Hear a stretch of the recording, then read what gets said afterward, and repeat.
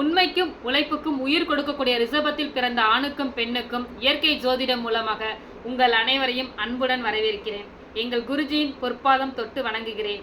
ரிஷபத்தில் பிறந்த 50% பேர் டெக்னாலஜி ஃபீல்டிலும், மீதமுள்ள 50% பேர் கடுமையான உழைப்பாளிகளாகவும் வியாபாரிகளாகவும் இருப்பார்கள். ரிஷபத்தில் பிறந்த ஆண்கள் கூட பெண்களைப் போல் பொறுப்புள்ளவர்களாக இருப்பார்கள். இவர்கள் முக ராசியும் கைராசியும் கொண்டவர்கள். இயற்கையிலே முகராசியும் கைராசியும் உங்களுக்கு இருப்பதனால் உங்கள் கையினால் வாங்கி செல்வர்கள் நன்றாக இருப்பார்கள். ஆனால் உங்களுக்கு தான் எந்த பிரயோஜனமும் இல்லை. ஏனென்றால் நீங்கள் உழைப்பை மட்டுமே நம்பக்கூடியவர்கள். ரிஷபத்தில் பிறந்த ஆண்கள் கூட இயற்கையாகவே மை தீட்டியது போல கண்கள் அழகாக இருக்கும். இவர்கள் வாய் பேசுவதை விட கண்களால் பேசக்கூடியவர்கள். இதில் பிறந்த பெண்கள் அழகு கலைக்கு முக்கியத்துவம் கொடுப்பவர்கள். ஏனென்றால் ரிஷபத்தில் 2 பெண் கிரகங்கள் இருக்கிறது. ஒன்று ஆட்சியாகவும் மற்றொன்று உச்சமடைகிறது.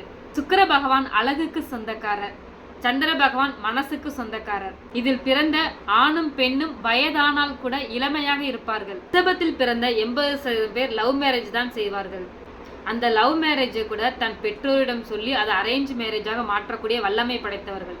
காதலுக்கு முக்கியத்துவம் கொடுப்பவர்கள், காதலுக்கு இலக்கணமானவர்கள் இந்த ரிஷபத்தில் பிறந்தவர்கள். அப்படிப்பட்ட ரிஷபத்தில் பிறந்த உங்களுக்கு உங்களுடைய ஜென்ம ராசியில் குரு பகவான் சஞ்சரிப்பது உங்களுக்கு போராத காலமாக இருக்கும். எதிலும் தடைகளும் தாமதமும் ஏற்படும். குரு பார்த்தால் கோடி நன்மை என்று சொல்வார்கள்.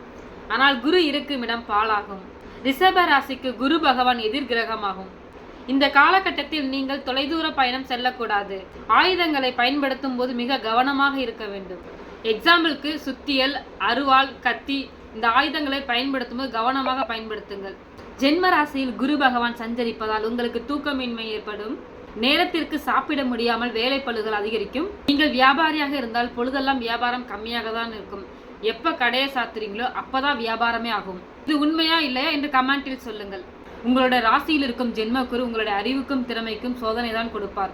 ஆனால் உழைப்புக்கு அஞ்சாத நீங்கள் உங்கள் கடுமையான முயற்சியால் முன்னுக்கு வருவீர்கள். உழைப்பை உயர்வை தரும் என்ற லட்சியம் கொண்ட உங்களுக்கு இறைவன் எல்லா வளங்களும் உங்களுக்கு வழங்க வேண்டும் என்று இறைவனை வேண்டிக் கொண்டு, ஜோதிடம் கற்றுக்கொள்ள ஆர்வம் உள்ளவர்கள், ஜோதிடம் பார்க்க விரும்புவர்கள் ஸ்கிரீனில் தெரியக்கூடிய நம்பருக்கு கால் பண்ணுங்கள். எங்கள் குருஜியின் மூலம் ஜாதகம் பார்த்து கொள்ளலாம். லைக் பண்ணுங்க, ஷேர் பண்ணுங்க, கமெண்ட் பண்ணுங்க. மீண்டும் அடுத்த பதிவில் சந்திப்போம். வணக்கம்.